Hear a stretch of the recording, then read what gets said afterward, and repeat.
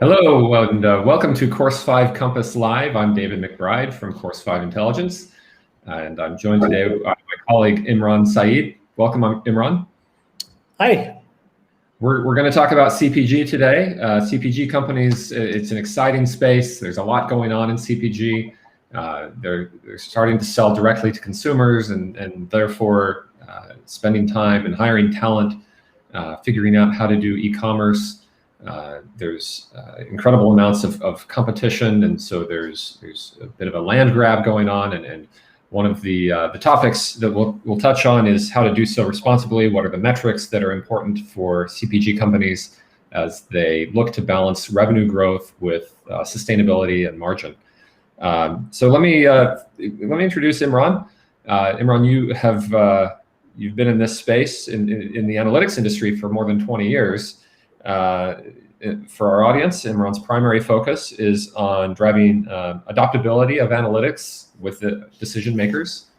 Imran's worked and supported some of the leading CPG companies in the world over the last 10 years. Working with companies like Mondelez, Danone, PepsiCo, and Kellogg's across a variety of geographies: the US, UK, Australia, emerging markets like China, Brazil, Singapore, India, and countries in Africa.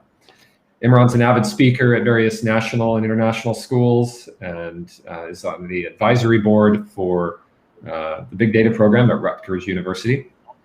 And he has a career his career includes practitioner experiences as well as working across multiple verticals: finance, risk, retail, and is now focused on CPG, where he heads up our practice here at Course 5. So welcome, Imran. Thanks again for joining today.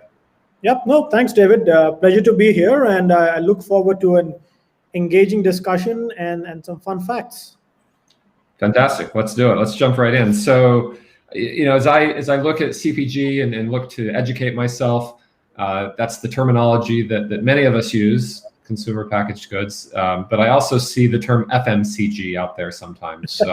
What gives? What's going on here? I'm confused. Yeah, it's interesting, especially I come from India. I'm staying here these days, and when I started working in the emerging markets and then back in the US and then coming back here, often at times I used to speak this word of CPG in the other markets, and people were like, "Now, what do you mean by CPG? I don't understand that." So they're both the same. FMCG stands for fast-moving consumer goods, and CPG is for consumer packaged goods. It's just different terminologies in different parts of the world, but they both are the same things. They're all looking at packaged goods. How you sell it, how do you manage it, and how do you grow it? Cool. So from an analytics perspective and a data perspective, what's unique about CPG? How is it different from, say, apparel retail or technology e-commerce? So I think it's in some ways quite different, and the place where you and I can relate to it as well, because each of us are buying those basic household products which sort of concentrate and build the CPG basket. You buy soap, you buy chips, and that's what it is. When we go and look at the apparel industry, some people are far more brand oriented than the other. Some are fashion oriented than the other. But when you look at a CPG perspective, yes, there is a brand recall. I would always like to buy a Pepsi product or a Mondelez product, but at the same time, it's so fragmented that I would definitely like to taste other pieces. So understanding the consumer behavior that continues to evolve, and is fairly fragmented as well. I think that's the pulse, that we as analytic practitioners are trying to understand is something that's, fascinated me. Second is I was always able to, draw the line and connect the dots in terms of when I personally go to a shop, whether it's in a modern trade or a traditional trade, what is driving my behavior to choose a particular product to buy it? Often at times, and if you think about yourself, you would pick up a product, but before you would go through the last mile, you may drop it off. What led to that drop off? Why didn't you pass through the checkout? And that sort of a behavioral science, if one can articulate with analytics with numbers, it's a pretty fascinating world. It sort of continues to intrigue you, the why did an individual behave like this, and I think that was one piece which also resulted me in shifting from a financial risk analytics world, which I used to be in earlier, and into the CPG world. And I think every day, still date, is a new day for me. It's really interesting to think about how we react to different stimuli as consumers. I like that concept that it's interesting because we all have this direct experience. And we've all been shopping at a grocery store, for example, and we react differently to how things are presented and labels and prices. And often, at least, I don't think I'm not uncommon in this. I make fairly quick decisions based on factors that maybe I'm not even aware of. So there's very much a behavioral science component to this, isn't there? Exactly. I mean, if you think of it, often at times, price does play a big factor, but you never buy like a price per kg, when you're buying a consumer packaged goods, relatively. You often look at, okay, a perceived notion that you have of a particular product, of a package, and then the price that you're paying for it, and then you would buy it. You would never, convert everything into a per kg or those kind of elements before buying it. So yeah, it's the ability to play and to understand a human behavior. I think that's the closest to it. Interesting. So when it comes to metrics and data and analytics, are CPG companies paying attention to the right metrics? What are the metrics that they should be paying attention to? So I think this is a place where it has been like a catch all type of things. We and when I look at a few years back and trying to look at the trajectory of how these KPIs have evolved in certain organizations, and I won't name them, it has been that the fundamental meaning of KPI has lost, because there's only been performance indicators. The element of it has to be only the key ones, which means only 4 to 5. That was sort of lost in the way, and organizations and departments continue to building on indicators and indicators and indicators. I think there is a time when every few years one needs to do like a reset in saying that which are the key KPIs that I need to look at. And I think in today's world where margin is equally as important as the revenue, and the focus on ability to have some margins is important. Organizations are running fairly thin on margins as well. Yeah, it's important to sort of build the relationship of each of those KPIs against margins and revenue as well, not just which often a time people do. Okay, is this KPI driving my revenue? So let me just track it. But what about the margin? How is it proportionately or positively or negatively correlated to my margins as well? So one needs to look at both these two angles when deciding on which are the performance indicators which are key rather than the all. In fact, for one of our clients, they have this practice of every 2 years they pick up the departments, whether it's sales or marketing, and then say, can we reassess our KPIs? Could there be other pieces coming into it? Because not because those KPIs are wrong, but purely because the consumer behavior is changing, right? 2 years before, the extent of online behavior was somewhat small. It is still, but it has significantly grown over the last 2 years. right. The segment of consumers who were buying it were predominantly young millennials. Now I know my dad and my grandfather, they're open to buying on grocery on through Amazon and other marketplaces pieces. It's the comfort. So now if those pieces are coming in, the metric of a consumer experience is equally important now. Because if I am not getting that experience of ease of buying it online, then I'm going to shift away from it. So we start maybe with revenue, we move to margin, and now you're talking about moving toward customer experience, and all of these these are knowable data points. And so companies that are involved in this space should be having regular conversations about how they're evolving their measurement approach over time. Exactly. So the point is, customer experience 2 years back wasn't as big enough when you look at from a revenue perspective, because hardly volumes were being sold through online and all. Sure. But today, it's an important critical aspect because customer experience drives the revenue. So your relationship of customer experience as a KPI needs to be there in comparison to the revenue. So you need to look at this relationship. And I'm Sure. saying these KPIs, one needs to reassess them after every 2 years to say that are they still valid as a key KPI? They're definitely valid as a performance indicator, but are they critical? Would they, if they move up and down, should they wake up the CEO at night or not? And I guess if you're a brand, say if you're PepsiCo, for example, historically you've sold through a channel, and so maybe you haven't had access to all of that data.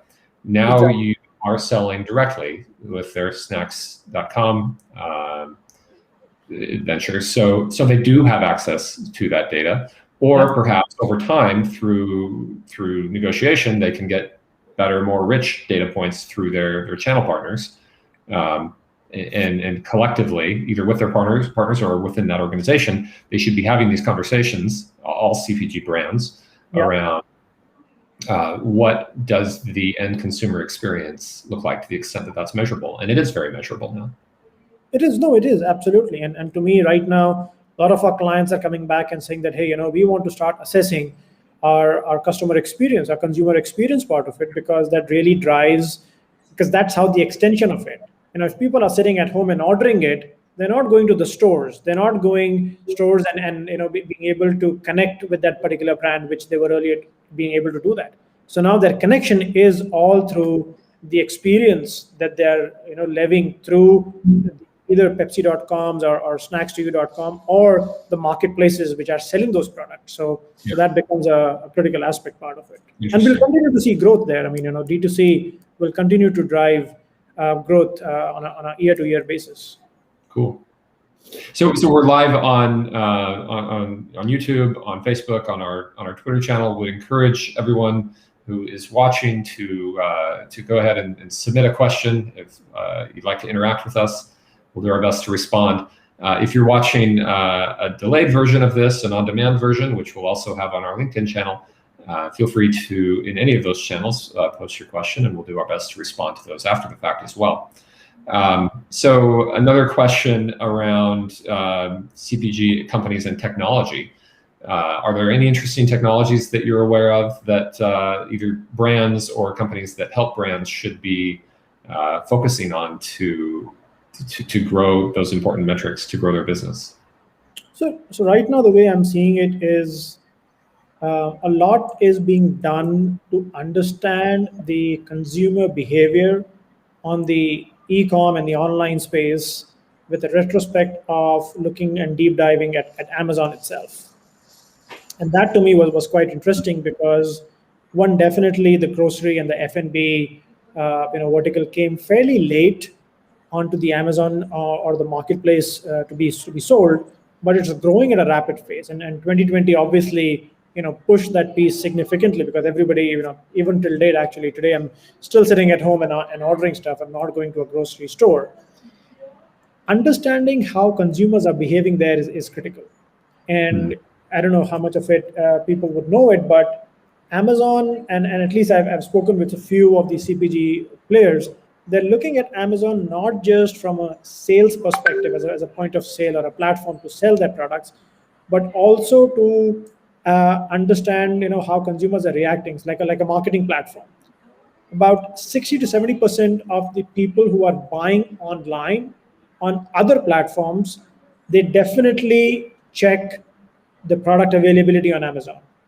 These Oh, wow. So even if they don't buy through Amazon, they're looking at Amazon as part of the purchase experience. Exactly. So I want to experience that product, the SKU list, etc., because the belief is that will be the maximum here. The best experience that I will get for that particular brand will predominantly be the most on Amazon. So they do the research on Amazon, and then they may go on to another marketplace to buy it for maybe they got a better price or they got a better deal or it was quicker to deliver or whatever. But they still would come onto Amazon to check it. So that drives an important notion, which is the whole piece of digital shelf.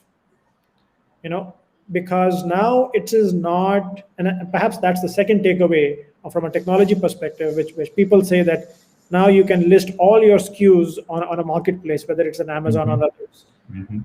But to me, the digital shelf is if your product is appearing on the first page, at max at the second page. If Sure. it's on the third page, it's basically like an inventory lying at the back of it. I mean, it's there Nobody's on going. the shelf. Yeah. Nobody's going So, to see so it. how do you ensure that you get in that first page or second page? What are the tricks? It sounds like a lot like a Google search result. You know, efforts SEO in order to show up first, or paid search. It's either a paid or some sort of optimization game. Yeah, so that's where again your analytics will start to blend in, because it's about how have you described your product, Mhm. how good you have been on your product's inventory pieces, because those are some of the metrics that the retailer assesses you on.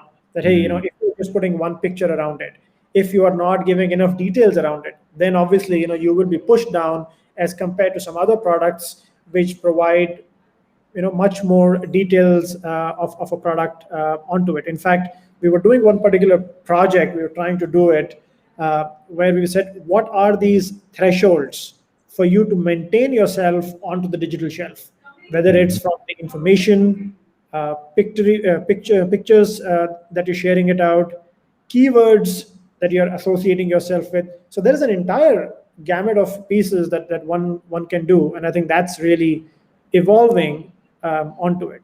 The third piece, which perhaps fascinates me a lot, is around revenue management within the e-com space when you look at it, because like you must have experienced it when you're buying it online, you're not you're going with the gut of okay, Yeah. this will be the typical size, and thereby Right.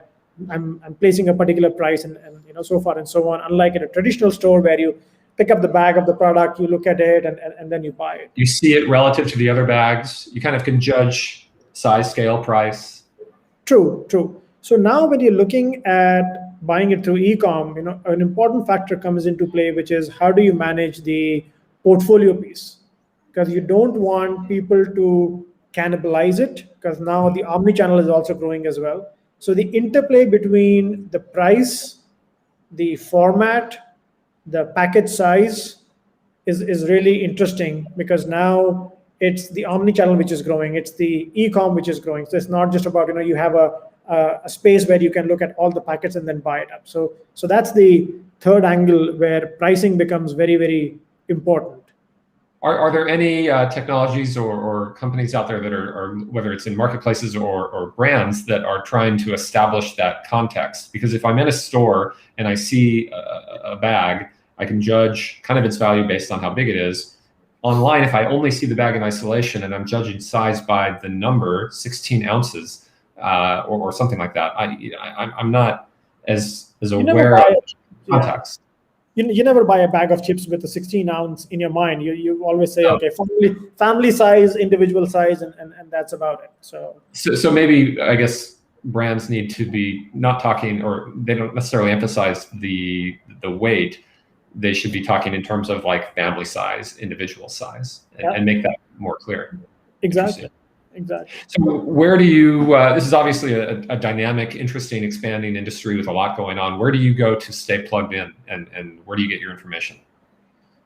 So I actually like two podcasts which are there. So one is by these gentlemen, the CPG guys. So fairly interesting. That they bring in a lot of new players, both from an analytics industry, but at the same time from the manufacturer side as well.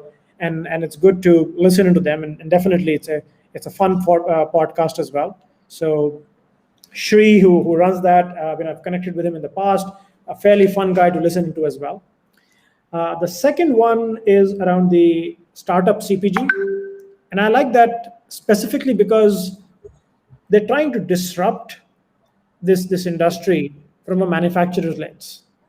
And what unique it is that there are a lot of small players who do not have the baggage of slow moving like large conglomerates, right? So they can invent very fast. They're trying to bring in products which may scale or may not, but it's very unique as well. And they're trying to understand the consumer pulse. Why will the consumer eat these bag of chips? Whereas there are already 100 brands available from a bag of chips as well. If somebody is innovating and bringing something new and trying to disrupt the chips or the snacking perspective, there has to be something unique about them. And so to me is that brings the lens from how do you new trends coming up, whereas the CPG guys are overall generic and pretty fun to actually listen into. Interesting. Cool. All right. So last question. What's something that you find fascinating about a CPG? What keeps your interest peaked in this space? I think the most fascinating part, like I said, is ability to relate myself. I enjoy going to the grocery stores and to be able to put myself and saying that what would a consumer think when he's buying this particular a product or a package. And from the time that he is keeping that particular product or picking that product up, will he be able to sail through the check post point as well, the checkout counter as well, or will there be a distraction in between and he will switch the product? And so if you just sit down in a grocery store for some time, obviously now we can't do that, but just observing that was pretty fascinating. And I would then come back onto my drawing board and saying, okay, now if I'm trying to solve a consumer's problem, how would they behave? And if I'm able to bring those two together, we have some great, fascinating sessions with the teams in saying that, yes, I mean, he picked up the product, but then, walking through the aisle, there was another promotion that led and distracted him, and he kept the product and picked up something else. So it seems like a great example of combining customer insights disciplines around very quantitative, trackable things like transaction logs and marketing spend and clicks, along with more qualitative survey kinds of mechanisms. There's this interplay between the two of them that's very interesting. Another thing that we've talked about before that's interesting to me about this space is the way that we can, as you say, we can all relate to it, but we can also relate to it with our family and with our friends. If we take our children, or if we go to the grocery store, with friends, we can all we've had that shopping experience, and then we bring in an analytics component to it as well, which makes it pretty interesting. True. No, absolutely. And that's perhaps one of the other pieces which organizations are now trying to press upon is the whole aspect of sustainability.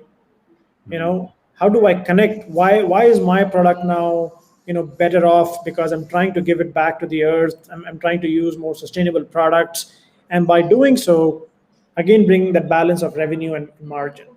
Right. Because back to where we started, right? Like the importance of growing, but growing in a way that maintains or enhances profitability.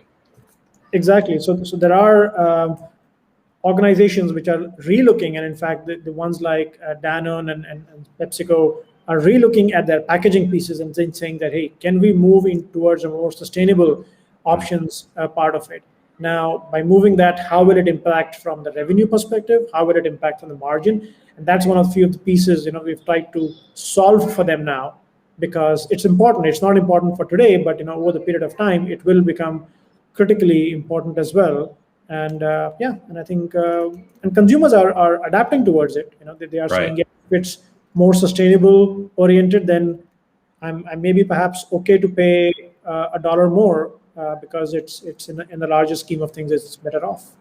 And in some cases, it's actually a more enjoyable experience. So if the product is better, if the green premium comes down, as Bill Gates talks about, then why not choose the more sustainable option? Yeah. Great conversation, Imran. Thank you so much for joining me today. For those of you tuning in or watching on demand, my guest today has been Imran Saeed of Course 5 Intelligence. We've been talking about CPG and managing growth responsibly, focusing on metrics, data, analytics, customer experience. We always welcome your feedback and input. Thank you so much for tuning in and watching, and we look forward to connecting again on a future edition of Course 5 Compass Live. Have a great day, everyone. Thanks, David. Bye. Thank you.